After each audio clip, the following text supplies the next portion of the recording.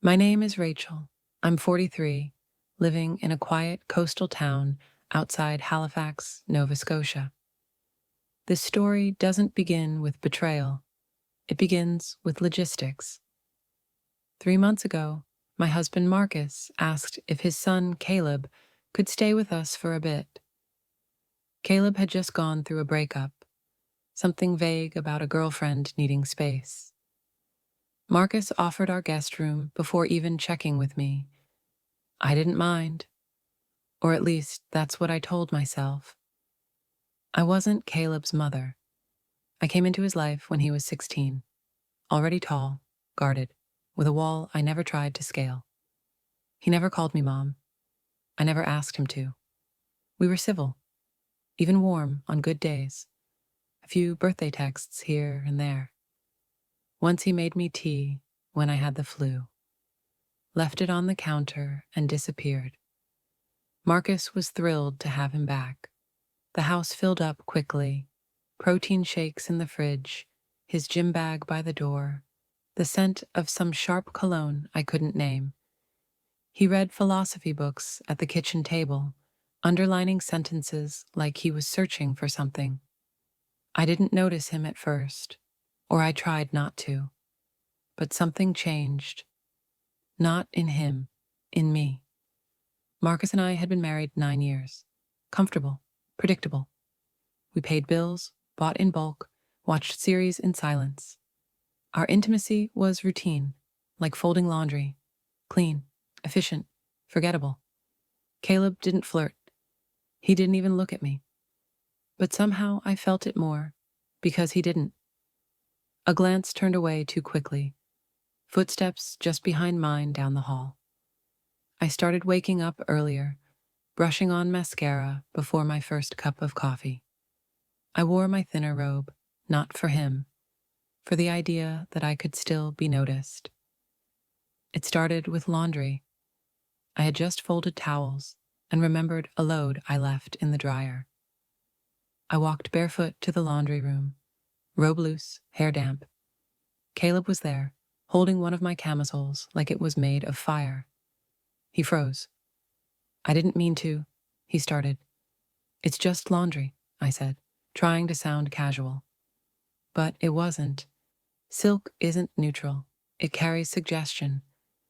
The way he held it, careful, almost reverent, told me he felt that too. I took it from his hand, and for a second, our fingers brushed. Something sparked. After that, everything changed in small, careful ways. He started making coffee right after me.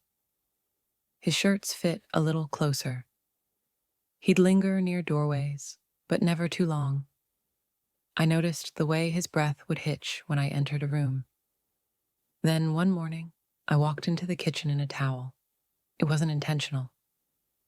I just stepped out of the shower, remembered I hadn't started the dishwasher. I thought I was alone. I wasn't. Caleb turned around, a spoon in one hand, eyes locking onto mine. The towel slipped slightly. Neither of us moved. His eyes didn't leer. They searched, not like a son, not like a boy, like a man remembering how to breathe. I didn't cover myself. I didn't speak. I just stood there, raw and bare, not ashamed, just seen. He whispered, "You should go." But I didn't move. "I've tried," he said, "every day." My heart jumped. Something inside me, quiet and long neglected, snapped. I reached for him. He stepped in. His hands found my waist and I flinched, not from fear but from how deeply I felt it. He didn't kiss me right away. He just held me, like I was fragile, sacred. Then, gently, he kissed me like he'd been waiting years for permission. We didn't go to a bedroom. We ended up on the living room couch. Ironic, really. The same place Marcus naps every Sunday. But in that moment, none of that mattered. He moved like he was memorizing me. Careful. Patient. I didn't feel guilty. I felt alive. Afterward, the silence between us wasn't awkward. It was full. Caleb sat at the edge of the couch, breathing slow. I pulled a blanket across my chest, not to hide, just to hold something soft.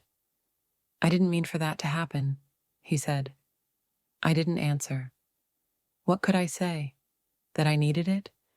That he reminded me I was still a woman? Later that night, he came to say goodbye. "I'm leaving tomorrow," he said. I nodded. "You'll be okay?" "I don't know," he answered. "Will you?" I didn't know either. The next morning, the house was quieter. Still, the coffee didn't taste the same. I passed the mirror in the hallway, and for the first time in years, I didn't look away. I saw someone real, not invisible, not just a wife or a stepmother, a woman, not because of Caleb, but because I had let myself feel something I hadn't in years. Not guilt, just presence. And that, maybe, is the most honest thing I've done in a very long time.